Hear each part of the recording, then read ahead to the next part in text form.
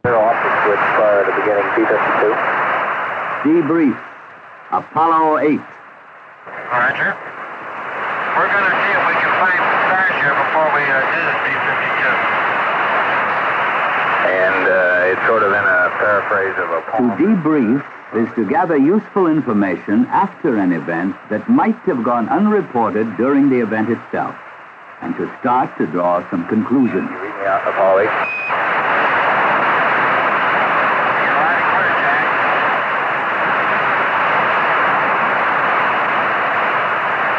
Okay, it was the night before Christmas and way out in space. The Apollo 8 crew had just won the moon.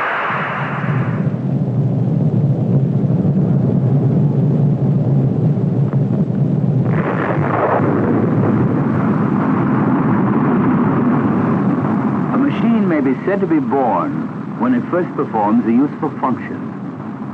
This, then, is the birth of a machine and the beginning of an achievement. 363 feet tall, weighing just under 6.25 million pounds.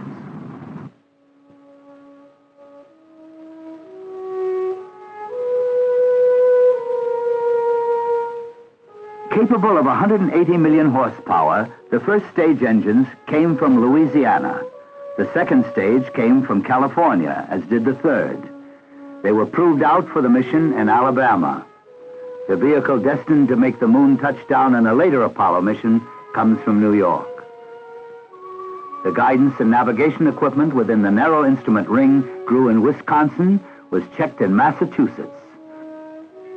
Electromechanicals within the command and service modules are from Florida. Display systems from New Hampshire. The astronaut spacesuits are from Delaware. The mission commander was born in Indiana, grew up in Arizona. On its moon voyage, it will be controlled from Texas, serviced by computers in Maryland, splashdown near Hawaii.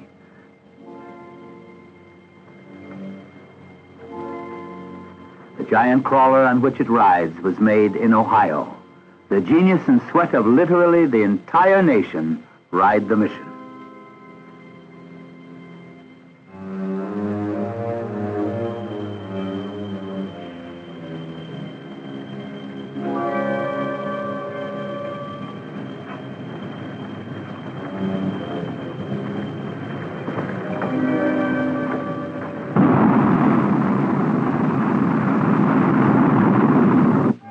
The dream of man, the long, impossible dream to reach out to the moon, is coming true. These men will lead the way. Colonel Frank Borman, Navy Captain Jim Lovell, Lieutenant Colonel Bill Anders. The successful conclusion, the happy ending, is history, but gaps remain. Importantly, part of the task of filling those gaps belongs to each individual. A self-debriefing to evaluate the larger significance of the event, which might have gone unnoticed in the excitement. For some, this re-evaluation has already begun. Dr. Norman Vincent Peale. The mission of Apollo 8, quite apart from its significant scientific meaning, stimulated an immense rejuvenation of the spirit of mankind. And that spirit needed rejuvenation.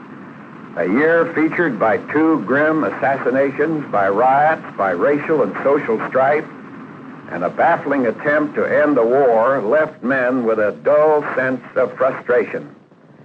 Then at the end of such a year came the Apollo 8, an incredible adventure, when 3 intrepid spirits circled the moon, fascinating the imagination of man. Their willingness to stake their lives on the enterprise, the infinite perfection of detail which worked precisely, and their deep spiritual understanding of the greater world in which God presides, communicated a new sense of man's greatness and gave the world a fresh sense of meaning. Dr. Norman Vincent Peale. Ptolemy suggested that the Earth might be round. Columbus gave a practical demonstration of the fact. If any lingering doubt remains, now man has seen with his own eyes. I have a beautiful view of the S-4B and the Earth here all in one. I'll try to get a picture for you. Okay. The S-4B is the third-stage rocket engine. Droplets of its vented fuel scatter around it. The speed of the spacecraft, outward bound, brings us face to face with another acceleration, a new fact of life. Historian Arthur Schlesinger, Jr. The salient fact of our age is the fantastic speed up in the velocity of history. It was as recently as 1903 that the Wright brothers soared for a moment over the sand at Kitty Hawk.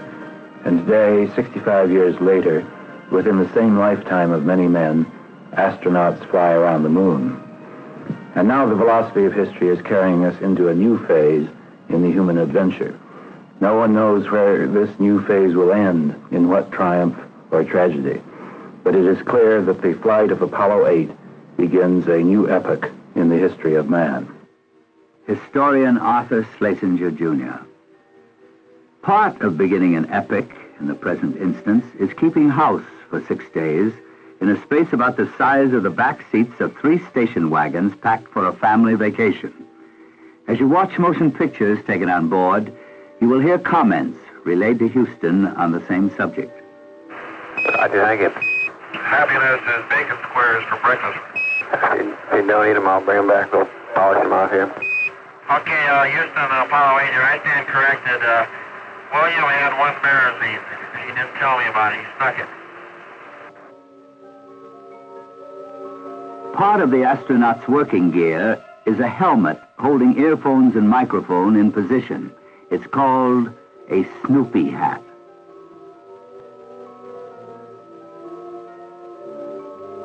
Yeah, you're looking pretty small down there now, Houston. We're carrying a big stick, though. Just barely make that Clear Lake. And your nozzle temperatures, Bill, have dropped from about 94 to around 66. This is Mission Control. It stands as the first rank of the unnumbered and innumerable Apollo team. Flight controllers man the consoles. They watch a continuing readout of every system in the capsule, 3 shifts around the clock. All flight controllers speak to the astronauts through one voice, the capsule communicator of each shift. He is an astronaut himself, best suited to sense the needs, the stresses, the preoccupations, the environment of the men so far away. The line of communications is spread round the world. Land bases must be supplemented by ships carrying the special equipment needed to keep the channels open. Aircraft become flying transmitters and receivers.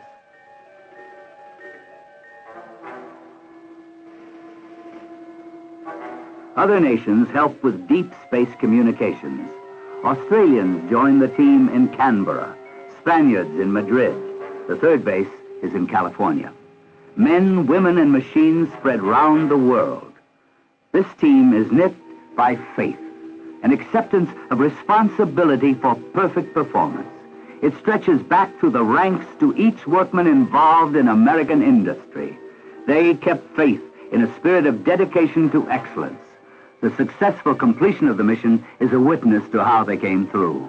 And once achieved, this dedication may be applied in other directions. Henry Ford made comment. The courageous voyage of the Apollo 8 astronauts has done more than extend our knowledge of the universe. It has enlarged the spirit of man. If we can successfully challenge the mysteries and dangers of outer space, surely we can move confidently now to achieve a better, more peaceful life for our fellow humans here and throughout the planet Earth. Mr. Henry Ford.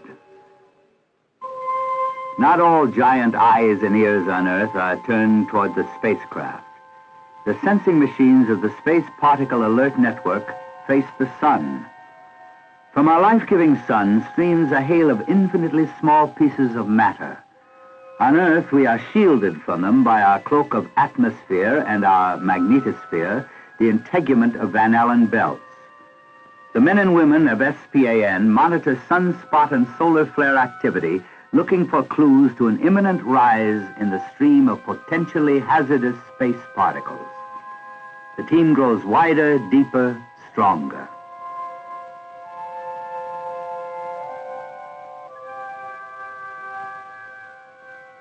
history repeats itself in paraphrase. This is the shot seen round the world. This is the first shot of Earth, live on television.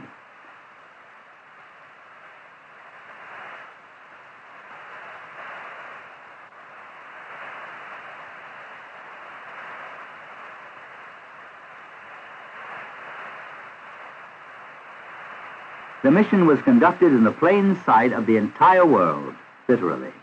Happy birthday, Mother. Back in 1961, when Apollo goals were first set, President Kennedy said, "Whatever mankind must undertake, all men must freely share." Apollo 8 remained true to that pledge. On television, it gave us a new look at the moon and a new look at ourselves. This is Thomas J. Watson, Jr. 10 years ago, it seemed probable that Russia would make this flight before us and would make a moon landing first as well. With the Apollo 8 flight, it becomes obvious that we have moved into the lead. We can be thankful that the United States has shown the world once again that it can accomplish any tasks it decides upon. Thomas J. Watson, Jr., chairman of the board of IBM.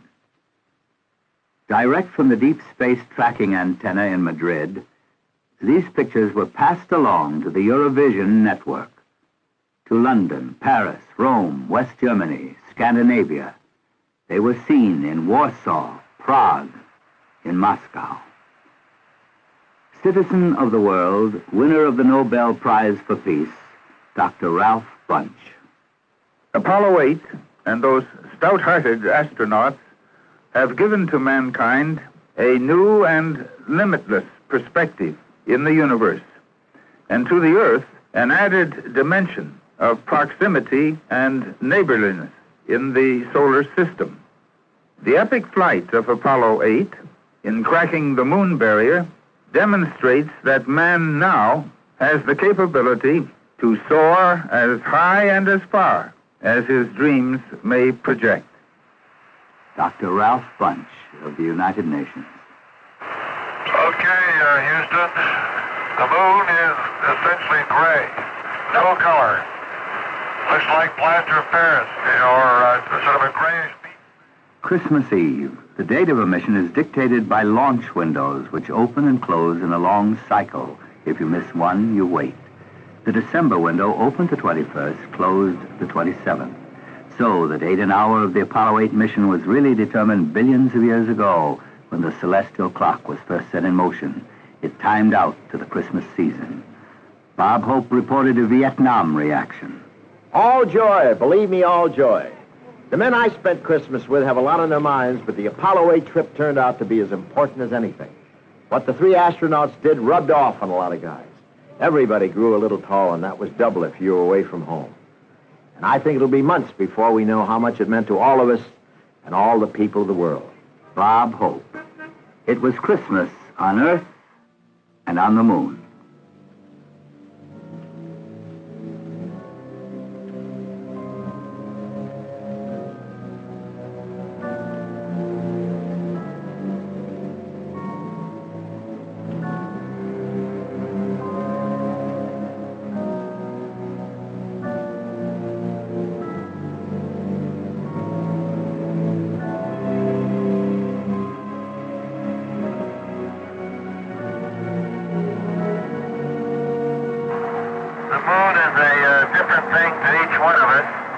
I know my own impression is that it's a vast, lonely, forbidding type existence or expanse of nothing. It looks rather like clouds and clouds of pumice stone. And it certainly would not appear to be a very inviting place to live or work. Jim, what have you thought most about? Well, Frank, my thoughts were very similar. The vast loneliness up here on the moon is awe-inspiring, and it makes you realize just what you have back there on Earth. Wasteland, desolate, inhospitable, in unremitting procession. The apparent speed at which you see these pictures is not real time. Only a technical camera was carried on the mission. Altitude about 70 miles, shot with a long lens.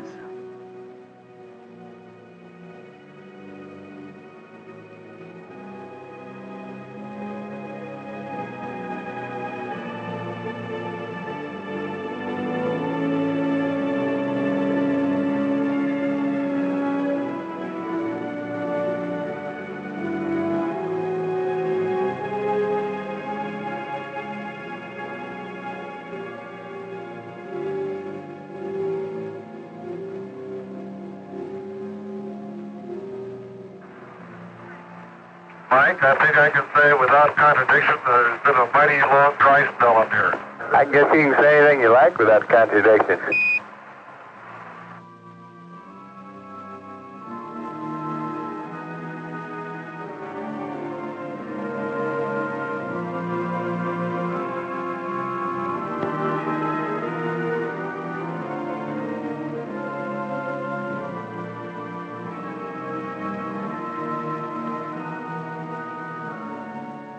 This film was taken through an optical sighting instrument on board the spacecraft. Two separate images converge on the single eyepiece. It was intended only for space navigation. Navigation in space requires 3 dimensions instead of 2. Scientific sextant observations made on Apollo 8 were a practical, potentially vital gathering of scientific data. Taking the longer view of the scientific value of the mission, comment was made by Dr. Leo Goldberg, astronomer. I believe the Apollo 8 mission will ultimately prove to be of enormous scientific importance as a vital step that had to be taken before men actually land on the moon. Once they do, the exploration of the moon is bound to give us crucial information on how the moon and other bodies in the solar system were formed. Furthermore, the mission proved that we now have the capability to move large and complicated scientific equipment around in space and to deploy it almost anywhere we wish to in the space between the Earth and the Moon. I find this to be a very thrilling prospect indeed. But no matter what happens in the future, the voyage of Apollo 8 will be looked back upon as the mission that proved we could really operate in space on a large scale. Astronomer Leo Goldberg of Harvard University.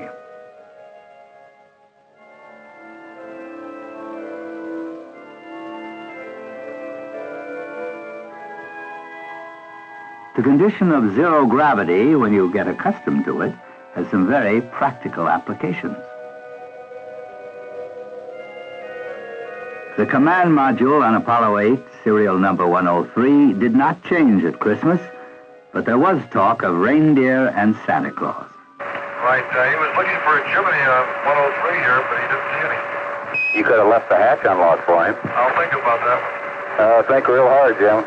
ECOM says he could have slipped down the steam duct. Sounds good about that time, Bill. It was boiling water.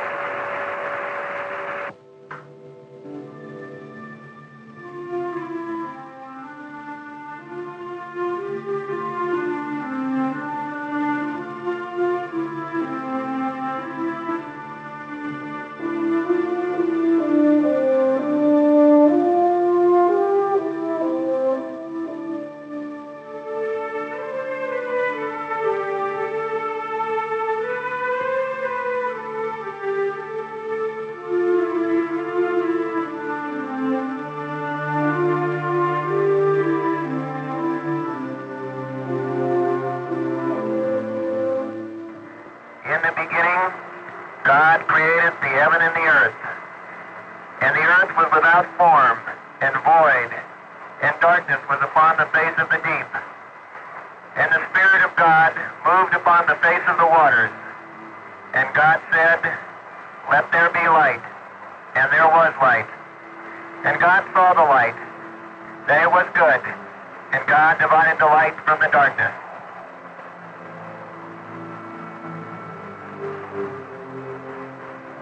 And God called the light day, and the darkness he called night, and the evening and the morning were the first day. And God said, "Let there be a firmament in the midst of the waters, and let it divide the waters from the waters." And God made the firmament, and divided the waters which were under the firmament from the waters which were above the firmament. And it was so. And God called the firmament heaven, and the evening and the morning were the second day.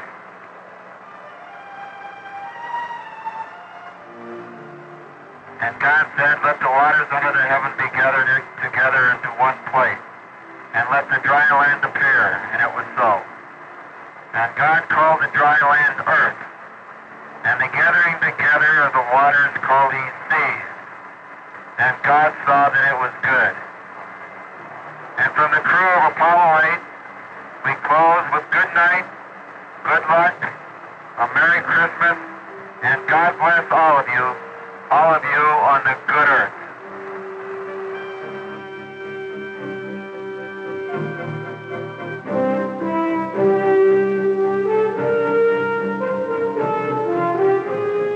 Isaac Asimov is a professor of biochemistry and a prolific writer of science fiction. For many years, he's been thinking in terms of an Earth-to-Moon-to-Earth trip. Asimov has a special point of view. The feat of Apollo 8 is of peculiar interest to myself because it places me in the unaccustomed position of being over-conservative. In 1939, I wrote a story describing, in essence, this flight. I placed it in 1973. I suppose if someone had asked me then, do you really suppose people will fly around the moon and back to Earth by 1973? I would have answered, not really, but it makes a good story. Well, they did it in 1968, and I am more happy than I can say. Isaac Asimov stands with one foot in the world of science and one foot in fantasy to take a fictional look at the future, and underestimates. With both feet in the practical world that now includes outer space, a comment from the returning space capsule during a TV transmission starts us off in another direction. We have you about 180,000. Looking at yourself. Right, you're all looking at yourselves as seen from 180,000 miles out in space. Mike, what I keep imagining is if I'm some lonely traveler from another planet, what I think about the Earth from this altitude, whether I think it'd be inhabited or not. Friday, December the 27th. Re-entries, splashdown, acquisition, recovery. The last 15 minutes of the flight began at a speed of almost 25,000 miles an hour. Then, only 5 miles from the appointed rendezvous in the Pacific, it ended, speed 0. If a machine may be said to be born when it performs a useful function, perhaps it is said to die when that function is fulfilled. And having died, it will be enshrined next to its still young ancestors, the aircraft of Orville and Wilbur Wright, Lindbergh's Spirit of St. Louis. But this is not an end, far from it. It is part of a much longer plan.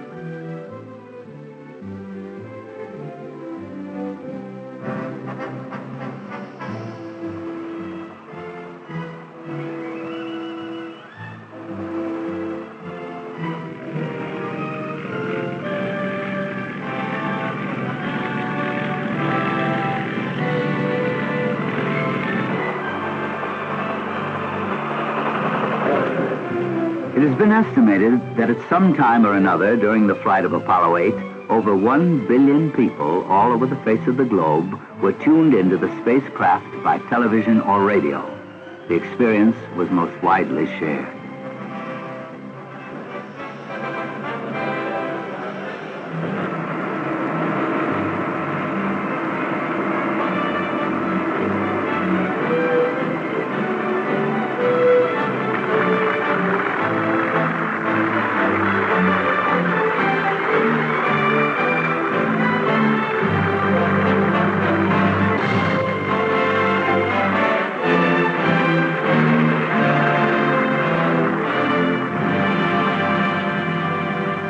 The astronauts return to the world of men, but there's more.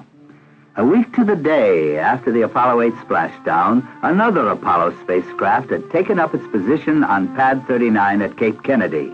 The countdowns by calendar and clock have begun to bring it to the same moment at which we first saw this Apollo 8 the night before it was born. As launch windows open and close, the next missions move forward. 2 test flights of the lunar landing vehicle, and then the proposed landing on the moon. And plans are in the making now which include flybys of other planets, visits to what Dr. Bunch calls neighbors. Eric Hoffer is a writer, until recently a working longshoreman, whose deep insights into the nature of man have stirred the thinking of many. Let me quote Eric Hoffer's words. I always felt that man is a stranger on this planet, a total stranger.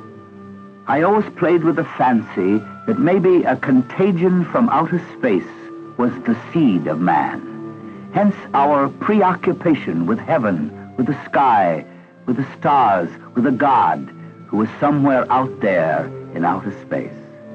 It's a kind of homing impulse. We are drawn to where we came from. And I'm just tickled to death that this thing is being done by squares, by average Americans, not by these pretentious intellectuals, because this is the great genius of the average Americans. They take something momentous and make an unmomentous thing out of it. And by the time they are through with it, traveling into space and to the distant stars will become routine. This is why America is an ambiguity in the world, because we make it so that there are no exceptional persons required to do anything.